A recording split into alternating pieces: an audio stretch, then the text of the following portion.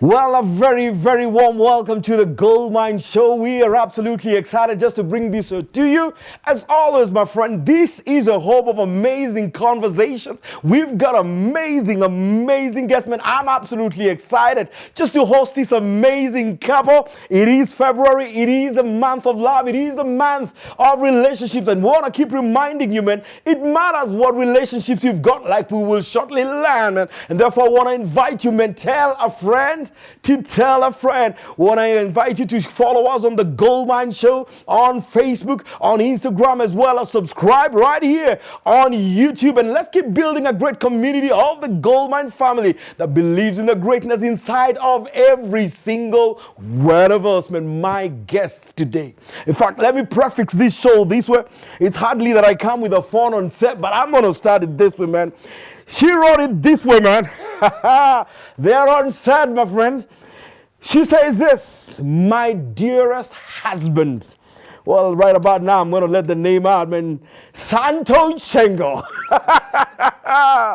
Today, I celebrate 17 years being officially, and officially is in capital letters, married to you. It's just the other day, I was 1 GB in size. Many years later, I'm 3 terabytes in size. Well, we're going to check whether that is true. Today being the 12th day of February 2022, I can for sure attest that I have packed more than 12 times, threatening to leave you because all the time I felt like Napangwingwe. Well, for those of you who are not from Kenya, man, you need to talk to a friend to let you know what that means.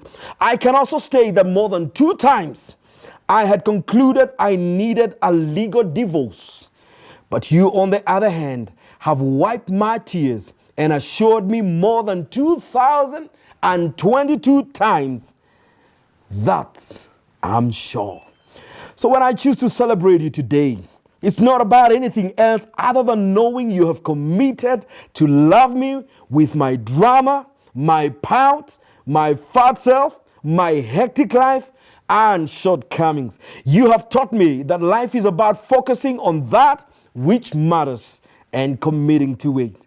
In the beginning, when I met you, I thought I loved you. Today, I can state that I know I love you because I have walked a journey called 1,000 ways to die in a marriage. But in all those tests, you have been my Spider-Man, the web that rescues and holds me in space, sanity, and in prayer. God gave me you because He created you for me. May God be honored and glorified today for always being the third strand that has held our marriage in place through it all. Happy anniversary, darling. Ladies and gentlemen, Venus and Santos Chengo. I can't believe I wrote Man, that. you need to tell us more about that one, man. What a message, man. Well, I think during our anniversary is the only time I really get to reflect on the journey that has been. Right. And what I wrote actually is the truth.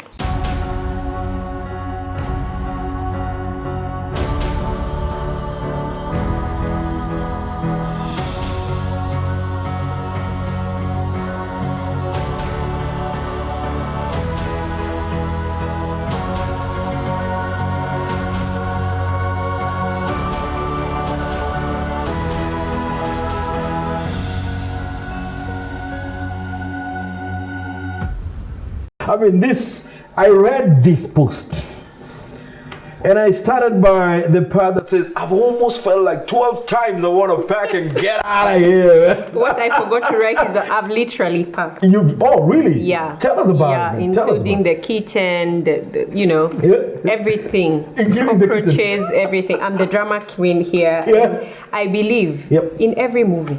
That's why there are people who watch action movies, because the gunshots, the ones that awaken the giant in them, just seeing the action. So I thank God. I have no regrets for, who God created me to be. Right. And just like he said, we really complement each other. Yep. Because I'll calm down with my drama. It does work, because even when it comes to discipline the children, I'm the drama queen here. Yep. I just chukua amwiko, I'm like, kuja hapa, and for him he'll be like, no, so we bring the discipline. Right. And I want to say that what I've learned, being in this marriage and growing up, is that you need to also allow yourself to be, express yourself. And since this is me, I am normally out there making noise. So what happens when we are having issues? He goes into his cave, I go and get the gun, all those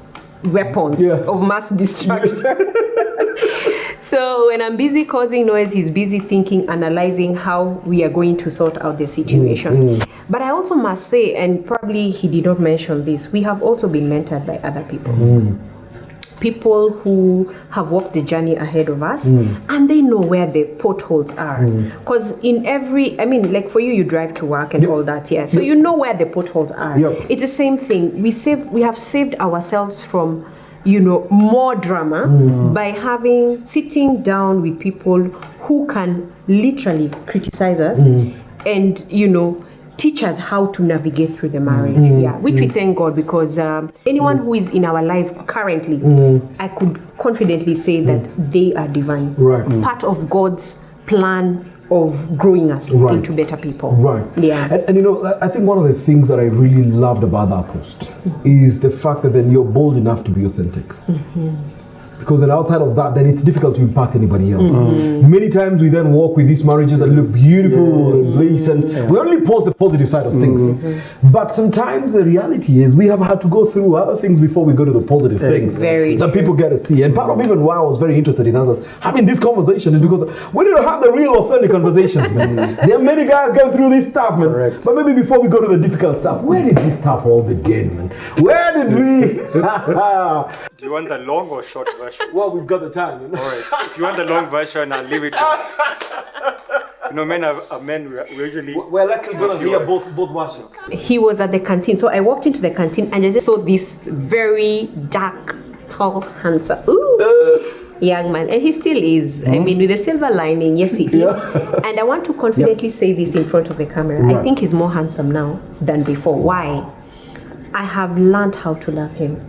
I know how to navigate him. I know, we have really blended and gelled. So we don't, the love shifted from being a feeling to committing.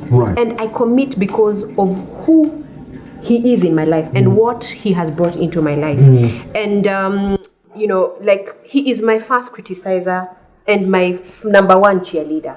So we really work well, and he said it very well that we have managed over time to complement each other, but it has been through the thick and thin. And at that time when I saw Santo at the canteen, I was like, wow, I liked what I saw. I was smitten. But then on the other hand, I don't even think he had seen me, he had spotted me. But eventually, I think after a few days we got going on, but I'm the one who said hi first. Yes. Yeah, so I believe he had his own fears because, there's a way I look and I know that, someone could easily, just make their own conclusion. But later on, we became best friends. We used to do everything together. Everything together. It was too much. And I think at some point we were banned from actually working together. Oh, really? Yes. It became too intense. It was too intense. By there, after I think a week or two of, getting to know each other, he told me, I'm going to marry you. And I laughed. Because I never thought he'd be able to manage me. As he says it, I'm a drama queen. And I love just being that drama queen. I don't know if it's because of being brought up in the ghetto. But where the drama used to happen. But I am really, I don't know. I just love the way we do life together. So that's how we met. So this year we did 17 official years, but we've known each other for 20 years. And congratulations 20 years, on 17. We have worked together in the same environment. Wow. Can you imagine? We have brought up our kids, working, doing flights and, just co-parenting. When he's away, I'll take care of the home. When I'm away, he does step in. He's the kind of guy who doesn't mind going to the market. He will cook. He will, we just don't give ourselves the titles, I'm the mother, I'm the dad. We have learned to, be flexible within the marriage. Yeah, and that's something that I really thank God for. Yeah, there's no fixation. There's no ego. There's no, we've learned how to really humble ourselves one to another and even to the, as we deal with the children. Yeah. And it also means that then you guys have scripted your own journey. It's not about the stereotypes of who does what and all of that stuff. You've decided just to own a journey, script your race. This is how it works for us. Part of the things that people, sort of like fail, is because of labeling or creating this mental picture of I need to be like this. And it is why a lot of marriages, you'll see a perfect photos, and then a few years later you find that people actually went separate ways. Why? We are not willing to undress and then address. We are not willing to say this is me. I am hurting.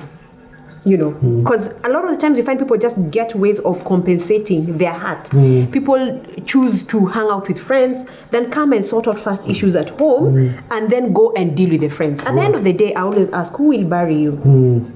That's a sad story. Someone, you've lived literally with someone and they don't really, you never really go to jail. But at the day, that one fateful day when you're taking them 6 feet under, that's when now you start reflecting and saying, I wish I could do life better. For us, the rule of the thumb is we do life today and all our issues, the domains, have to be sorted before the sun goes down. Right. Yeah. Right. It is a rule that we go by. Right. Yeah. Right. Yeah. Santos, man, she imagines she spotted you and you're looking, you're not seeing. It took a while for you to see, but is that the same view you hold, man? So that was her vantage point. Mine was very different. Right. Actually, probably saw her before she saw me. But I already wrote her off. In the sense that I just saw she's stuck up. In fact, she's just stuck up. I thought I couldn't handle her. But for true, she was really beautiful, well dressed. I liked the way she carried herself, the demeanor, but I just thought, oh, this is too much trouble. I can't handle. What exactly was the too much trouble? What did you think was going to be too much trouble? I just thought she was, like she said, drama queen. Yeah. The stereotype we have about pretty women. Yeah. I'll not be the only one. There'll be other men, so I'll be fighting, trying to justify myself, keep my sport. Yeah. I said, no, I don't have that. I don't have that energy. Yeah. But like she said, it just took a high, and all that changed. But the other day, I just realized, and I shared it with her. I think it was my fear that gave me all those excuses. I was actually about to ask, was that a question of your own fear, wondering, exactly, man, am I going to match? I just realized, where was that coming from? Can you imagine, after 20 years of knowing her, on the 20th year, I discover, yes, it was fear. It was more your fear. My fear, right, that labeled her that way and put her in that context. And that became your lens towards her then. Exactly. But the moment she said hi, all that went away. And like she said, we became best friends. We used to hang out all the time together. Everywhere, I'm right by her side. So you didn't mind her, but you had a fear of some sort. I think just to justify to myself, I didn't get the girl. I had a very good reason. Right. Yeah. Right. But I ended up getting the most prettiest girl. She's here. Yeah, and 20 years later. 20 years later, and going strong. Exactly.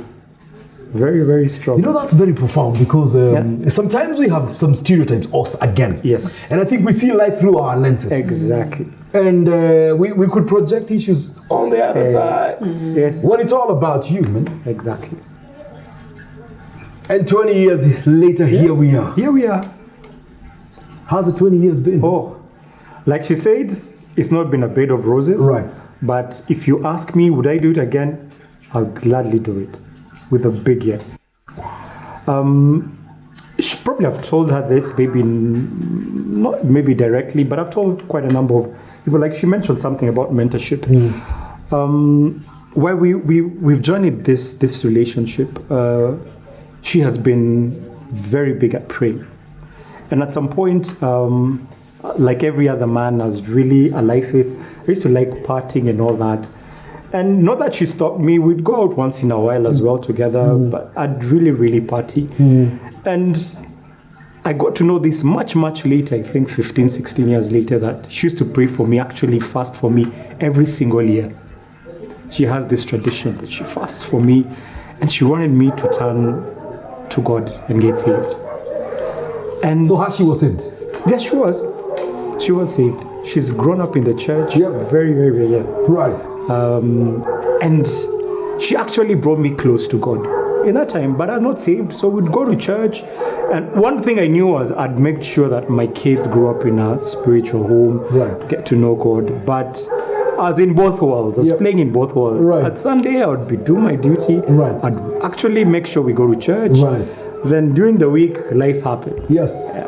And she's in the meantime just praying for this hubby of hers. Yes. She just tells me she's going through her hair. She's praying on doing all that. Then one day I go to church. This is 5 years ago. I go to church 5, 6 years ago. Yep. I go to church. Then we had, I would say, allow me to use this, a random pastor Right. was visiting, came, and he went on stage. He preached, and then made an altar call. And I found myself standing up and walked to the front. And I remember there were many people at the front praying for the guys who had given their lives, but I wanted him to pray for me. Specifically him. Specifically him. Right. Yes, which he did. Yep. And by then she was not here. Yep. She was away on duty. She was somewhere away. Maybe So she was still fasting and praying from somewhere. Yeah, she was, yes, so she was from some foreign country. So he prayed for me, Yep. and my life changed. Boss, Yes. what was that like, man, for you, man? I mean, it's something she has was- prayed for. yes. Yep. Now, and I got to know this now after all this. Right. Yeah. So I said, wow. For me, that even brought me closer to God. Right. Yes. Right. Because if he can do that, I said, wow, this is amazing. How many women do that? They give up on their men and just say, okay, I'm here. They'll either stay here because of the kids, Yep. and the man is not part of the story. Right. Yeah. You And do your running life. the entire time. Exactly.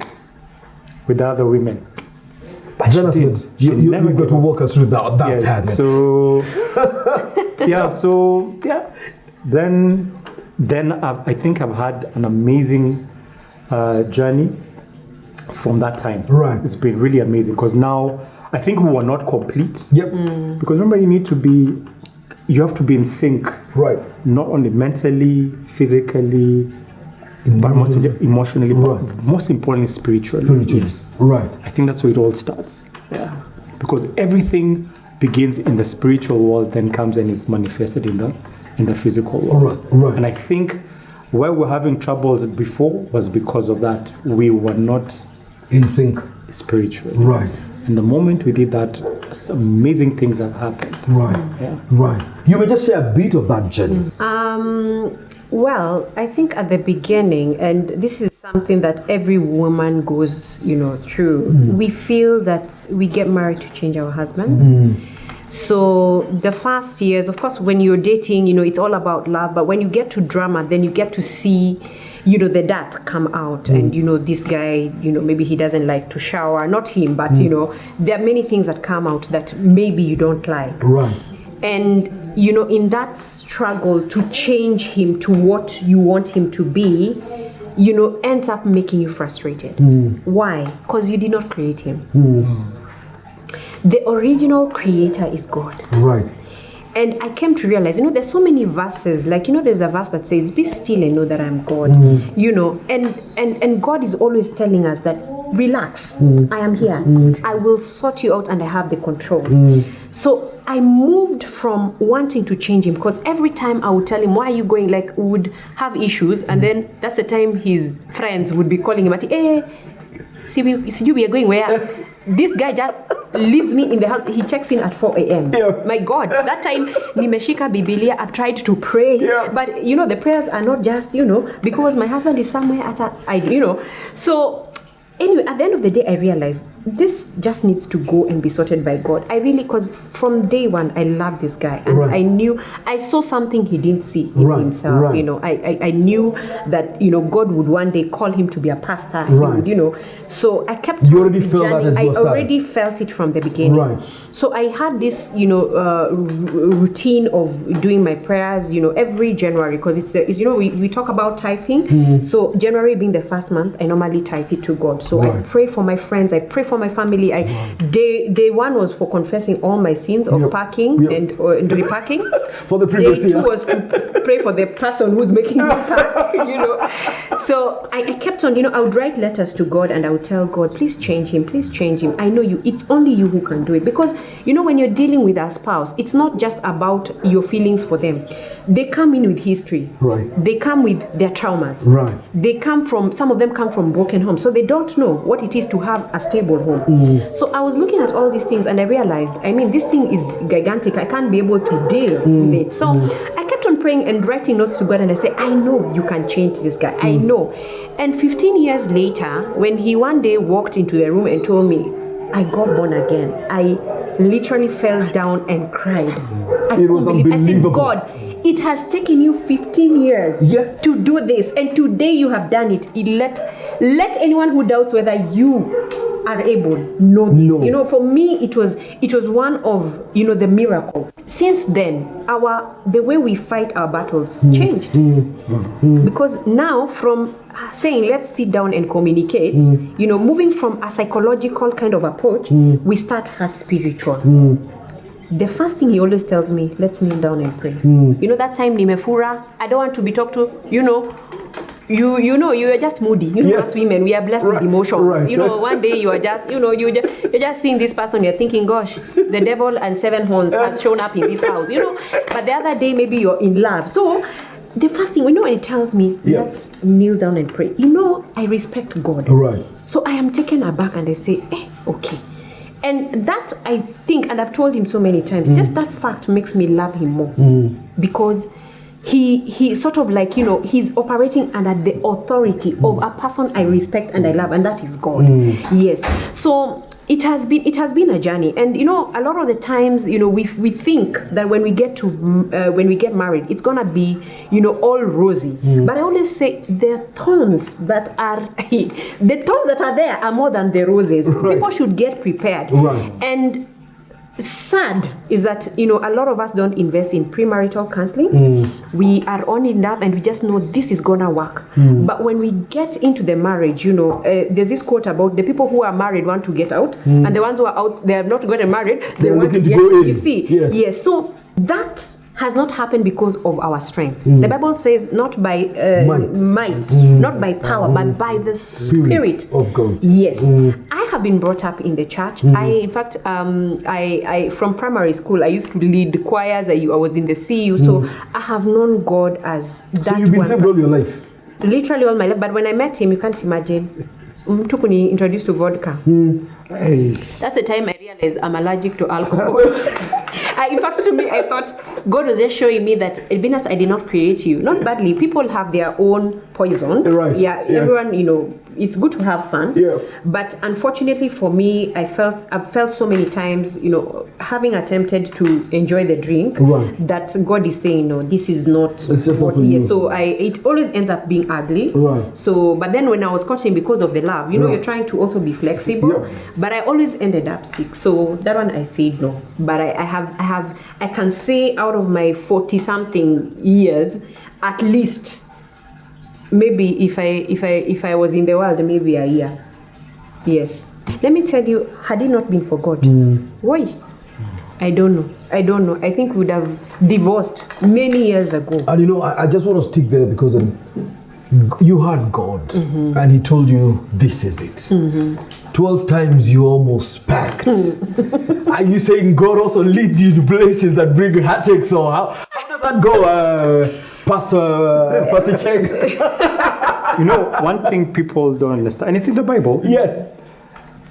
Jesus said that we'll always have troubles. Right. And trials. Right. That's a guarantee. Right. Yeah. Right. Not when. If. Always the when. He said when, not if. Yep. So He's guaranteed us trials and tribulations in life. Right. And there's no difference in a marriage. Yep. That is guaranteed. But one thing is, these trials and tribulations are meant to grow you from one level to the another. next. Right. Even you, I know professionally, you have goals. Right. Yeah. Right. But you have to struggle at this one to be able to go to the next level. Yes. Yeah. So it's the same thing. Yeah. So when you realize that it's a matter of God trying to grow you, then you appreciate. And that's when we say God has been the third strand and He's been the glue that has held us together all these years. We can't say it's not Dennis, about- I can't say it's not me. Right. I can't say it's me. Right. And I'm sure she can't say it's her. Yep. Yes, because she said she's about to leave. Right. Yes. Right. And I don't think I'm a lawyer to have really convinced her that much. That Well, you did do a very bad job in convincing based on the text we saw. But I wouldn't take credit for those 12 times plus. Right. Yeah, because like she said, she served me divorce papers. Right. And as a way. I think it was Literally served you. Yeah. As in London. Yeah. I did. Tell us about it. On email. On email. And said, man, Yeah. it's a wrap. And It's a wrap? when he tried Yes. to, reach and call me, I told him, talk to my lawyer. And you received this in London. The first one you were in London. So when I got here, then I got the hard document. Yeah. Yeah, of course she's not here. She signed up already. She had Yeah. signed. But again, God, He just gave me the words, like you're saying, He came through. I managed to convince her. We talked, resolved the issue. Then, of course, there was the bill. She told me, fine, we'll go. We have to withdraw the case, but you're paying the bill. You're going to pay the lawyer. Which I gladly paid the lawyer. It's cheaper to pay the Yes. lawyer than you lose a wife. Yeah, Right. don't lose the wife. Right. Yeah. Venus, what You gets see you to all those- write but that? you see- but you see all those times we'll get to that point, but God comes in Yep. and she will come down and listen to what I have to say. Right. Yeah. And she Venus, listen. I'm keen to know. I mean, so when you said you served him twice, Yeah. Yeah. I meant every word. Yes. One thing, Dennis, we are human first. Right. Before we are spiritual. Right. We are, it's emotions that run Right. with the blood in our veins.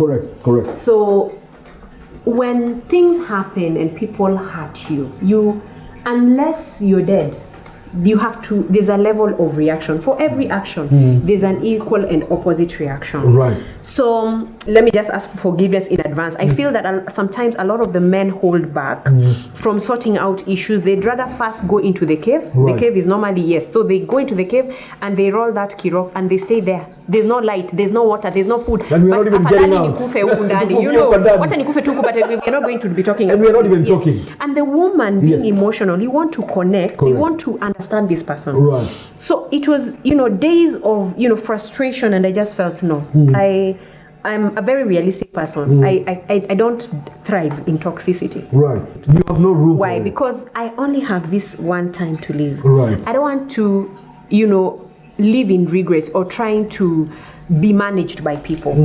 This is my life, you see. And I think, what he said, learning also to manage our problems as a couple Right. was also, part of our growth. Initially, we would call the pastors. Well, we have been anointed. We have been gongward by those Bibles, my friend.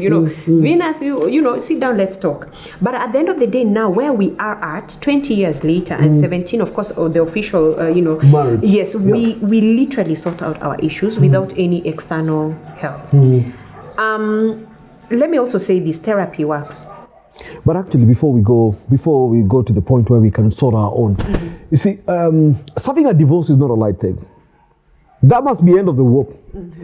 And maybe even part of why we do some of these conversations is because that has become an everyday reality. Yeah. Today, when you say that you have been able to sort this and that, the truth of the matter is enough of them don't get here. They don't get to celebrate the second year. Forget about 17, even 2 sometimes. Guys even part after 3 2 months. months.